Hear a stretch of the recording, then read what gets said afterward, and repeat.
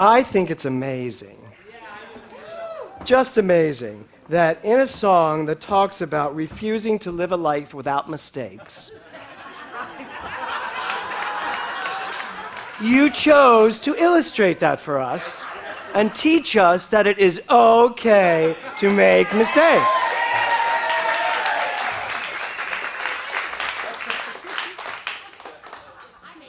You know, Ernest Holmes said, Karen made a lot of mistakes today. Ernest Holmes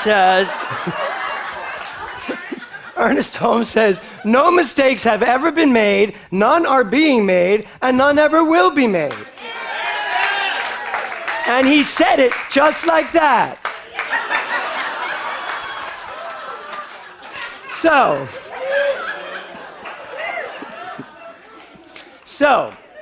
back to me. Okay, so, here's some lyrics. First of all, I love the line, I am unwritten. How do you feel about that? I am unwritten. Yes? Can't read my mind. I'm just beginning. The pen's in my hand, ending unplanned. I love that. My ending is unplanned. Anybody have a plan for their ending? I hope not. Ending unplanned. So the title of my talk today is, It's Up to You. It's up to you. So when you say I am unwritten, you'd be surprised, you know what, I'm just going to cut to the point.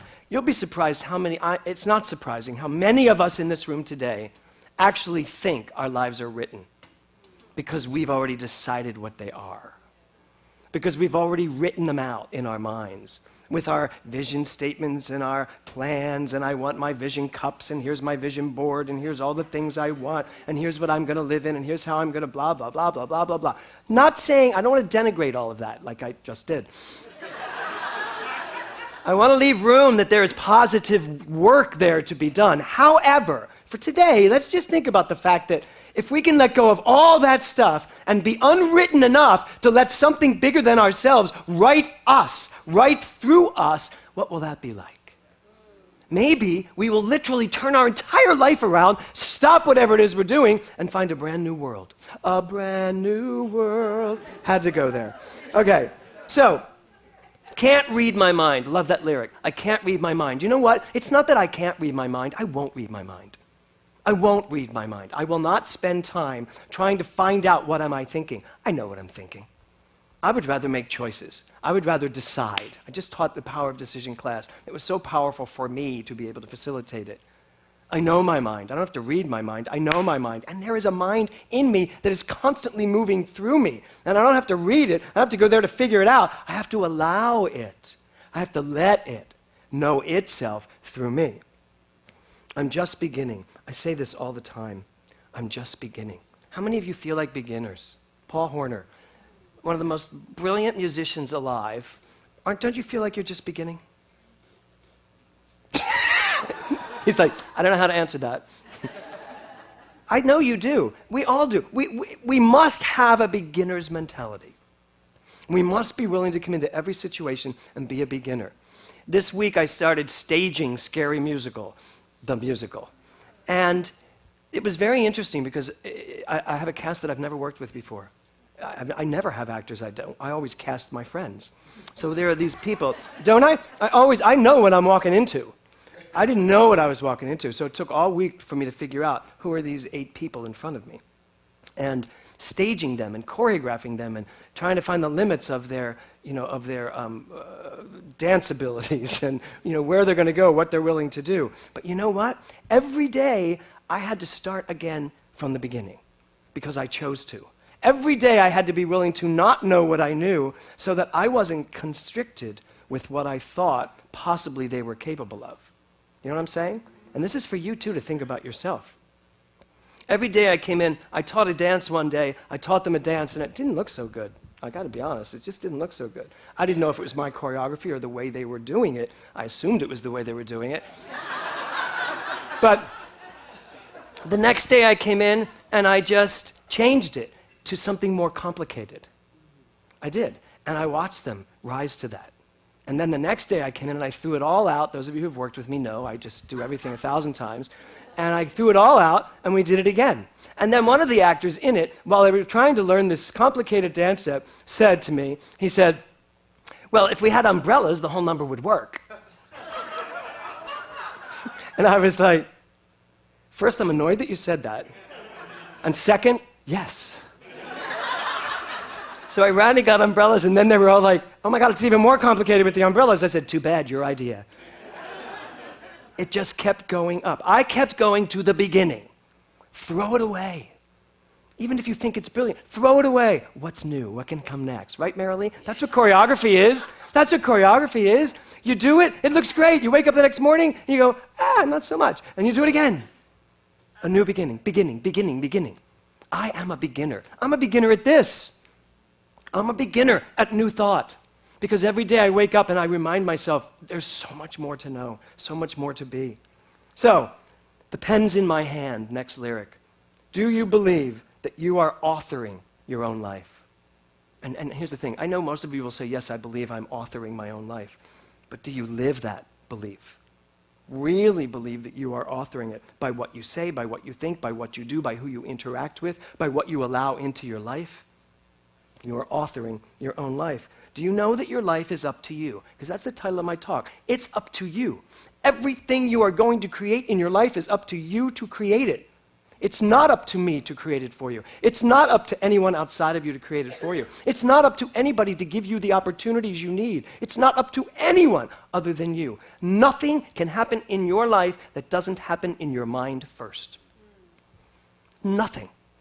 And nothing can be taken away from you, from anything outside of you, if you don't agree with it in your mind. It is all up to you. So, if you know it's up to you, the question becomes, how possible is your life? Sitting here today, what's your answer to that? How possible is your life? What's possible for your life? You know, we hear this word unwritten, it's unwritten. But I've done my research. People, writers, they're like, I haven't written it yet, but I've done my research. I think as divine human beings, I can get really clear on this concept of everything being unwritten, but I can actually know I have research. I've researched life. I've lived 59 years, so I've had a lot of research. So even though it's unwritten, I still have research that allows me to then write from the research. And I'm going to suggest that you stop researching and just allow. Get rid of your research. Get rid of everything you think you know. Get rid of all your limitations, all your lack, all of it. Get rid of everything you think you know about yourself, because frankly, we've barely scratched the surface of what there is to know about who we are. Truly. I walked in here this week, and there was a moment, and I had this moment, and I was like, I have no idea what to do with this number. It's this bizarre, crazy, this is one of the best shows I've ever gotten to direct. And it's this bizarre, crazy, wacky, funny number. And I literally stood there and went, I have no idea what to do with this number. And then I had to say to myself, that will be a really fun demonstration if that's the truth. If I have no idea to do with this number, God help us all. Because I've been hired to direct it. And so I just turned it around and I said, what do you think the opposite of I have no idea what to do with this number is? I know exactly what to do with this number. And you know what I did then? I jumped up onto the stage and I said, let's get started. And then what came through me, well, you'll see when you see the show.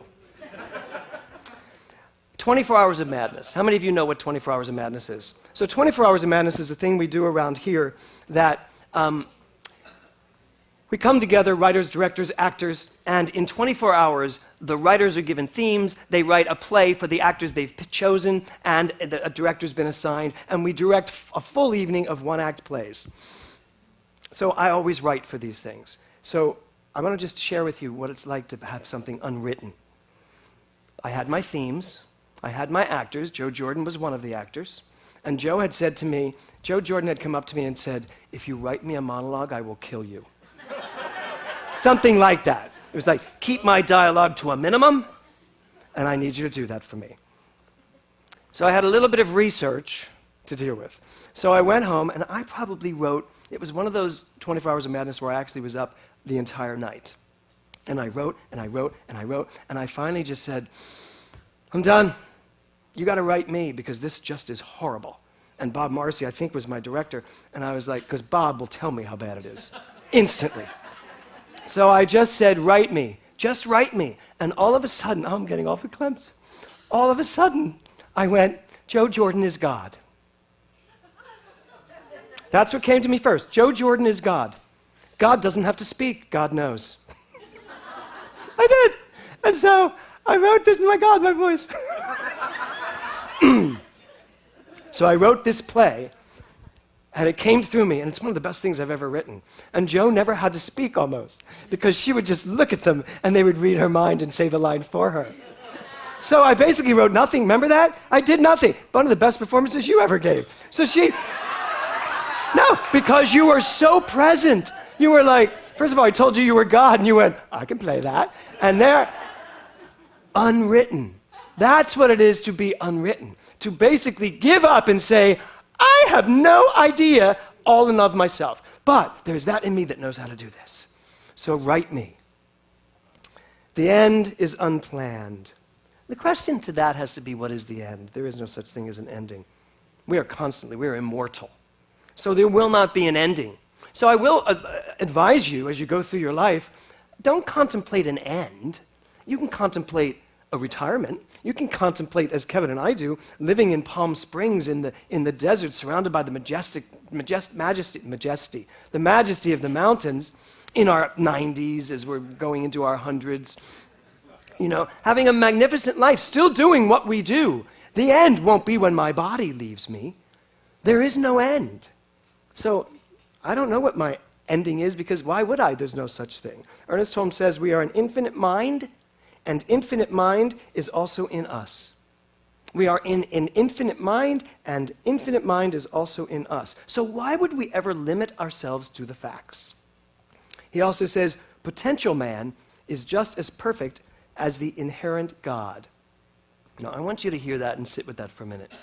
Potential man is just as perfect as the inherent God. What that means is that your potentiality, the potential that you are, is perfect. We think of potential as something that can be. Potential is perfect, just as perfect as the inherent God, just as perfect as the allness of God. So when I say I am pure potentiality, I mean I am perfect. Perfect potential, ready and waiting and willing to just expand, just as God always does. So don't think of potentiality as something you can be and feel bad about, that line, I don't want to die with my potential in me. Well, you will. We all will. Because potential is God. That's what that is. Zig Ziglar said, when you catch a glimpse of your potential, that's when passion is born. When you catch a glimpse of all that you can be, that's when passion is born. So, I want to really ask you, how much passion do you entertain on a daily basis? How much passion do you live on a daily basis? Do you ever let a day go by where you don't have any passion? Do you ever let a day go by where you don't do something for yourself that you want to do? And if the answer to that question is yes, you need to turn it around. And I need to turn it around. I rarely have a day where I don't do something that is so passionate to me. And the truth is, I find life passionate. I find making a protein drink passionate, changing up the ingredients. I find going to the gym passionate. There was a time when I didn't. I stopped going. And then I went back to a different gym. It was the gym. I didn't like the gym. I found a gym that I like. You can change anything if you're willing to identify it, and then literally set a plane for yourself and say, I refuse to live a life passion-free. I must live at a higher level of passion. Yes? Yes. So, passion is a rhythm. This month we're talking about the rhythm of life. So I want you to think of passion as a rhythm. Unwritten is a rhythm. That within you that is unwritten has its own rhythm, right? It's up to you to create the rhythm of your life. Now, I have a demonstration I want to do, so I'm going to need 3 volunteers. Who wants to be my volunteers? All right, come up, Scott, great. Lisa, great. Bob Marcy, okay. Bob didn't even volunteer, he just got up. That's a man of choice. Very high on stage. This is good, yeah. Okay, so So what I just said was, passion's a rhythm, and love is a rhythm, and prosperity is a rhythm, and everybody has their own rhythm in them. So what I'm going to ask the three of you to do today is to just give me a rhythm, any rhythm, and I want you to literally play it out, move it out. Lisa's now like, what the heck did I say yes for? I just want you to make up a rhythm, but just one at a time, okay? Any rhythm you want, give me one. God, like, anything you want, yeah.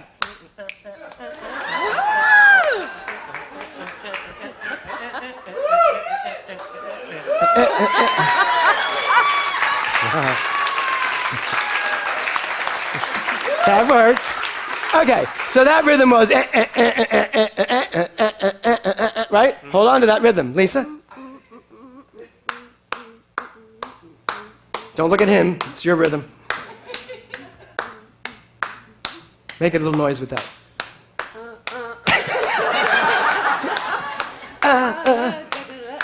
Yeah, come on, feel the rhythm, find it. What else? Give me a wilder rhythm.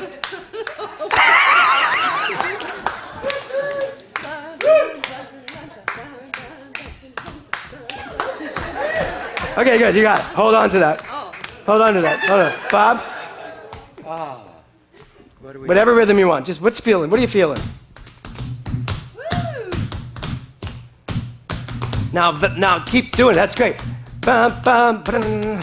Now mouth it. Give me an energy. Give me a vocal.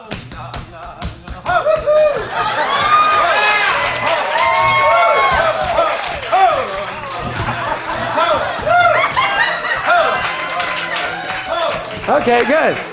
Hold on to it now. Just hold on. So Bob has channeled an Indian. Okay. So they all have these rhythms inside of them, right? Okay, now I'm going to count to 3, and I want you to just do your rhythm. Just your rhythm. And it doesn't matter what anybody's doing beside you. 1, 2, 1, 2, 3, and.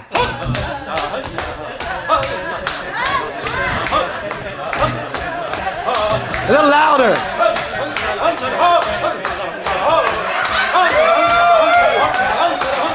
Keep going, come on, a little more.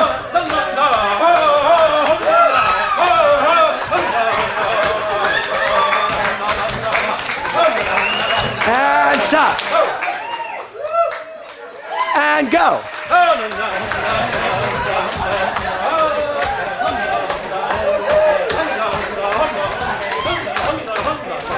Okay, good. Can I have a round of applause?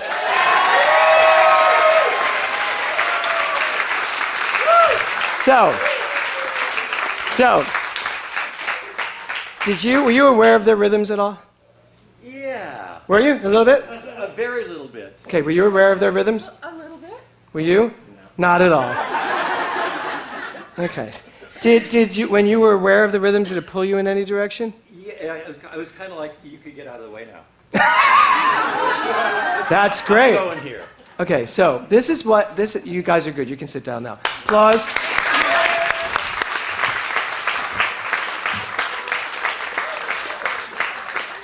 First of all, rhythms are created by you from an already established rhythm that is God. You have a plethora of ideas. Look at Bob. He literally went back to his ancient Indian roots.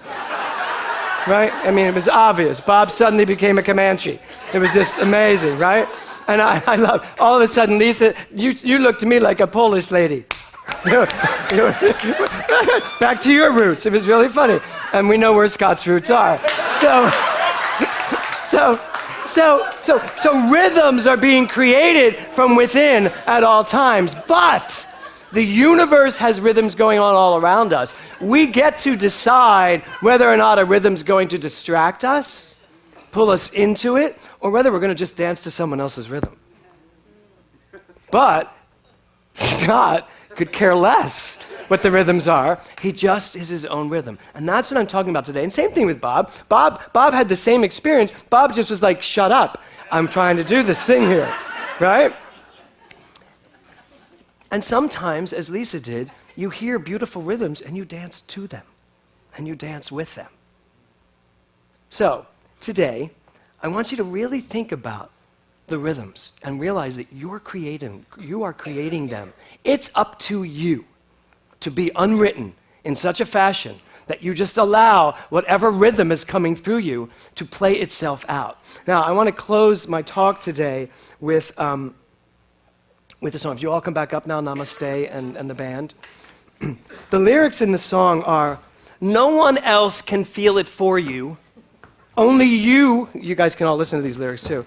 No one else can feel it for you. Only you can let it in. No one else can speak the words on your lips. No one else, Lynn, can speak the words on your lips. Today is where your book begins. The rest is still unwritten. No one else can feel it for you. Only you can let it in. Okay? So, I want you all to stand, except you two in front of the camera. Everybody stand. When I heard this today, I knew I wanted to go into this. Now, you saw what those three did. And we're going to do the last verse of this song called Unwritten. And I just want you not to think you're in a room filled with people looking at you, because they're not. They shouldn't be, because if you're looking over there to see what you're doing, you're not in it. So just hear what you hear. Don't hit anyone, please, as you're dancing. I want you to feel the rhythm and just let it take you wherever it takes you. Here we go, and Gary will bring us into it. I'm going to pretend that you aren't looking at me either. We're not looking at you, Gary. We're not looking at you. It's unwritten, right? Okay. Unwritten, I am unwritten. Staring at the blank page before you. Open up the dirty window. Let the sun illuminate the words that you could not find. Reaching for something in the distance. Release your inhibitions. Feel the rain on your skin. No one else can feel it for you. Only you can let it in. No one else can speak the words on your lips. Drench yourself with words unspoken. Live your life with arms wide open. Today is where your book begins. The rest is still unwritten. No one else can feel it for you. Only you can let it in. No one else can speak the words on your lips. Drench yourself with words unspoken. Live your life with arms wide open. Today is where your book begins. The rest is still unwritten.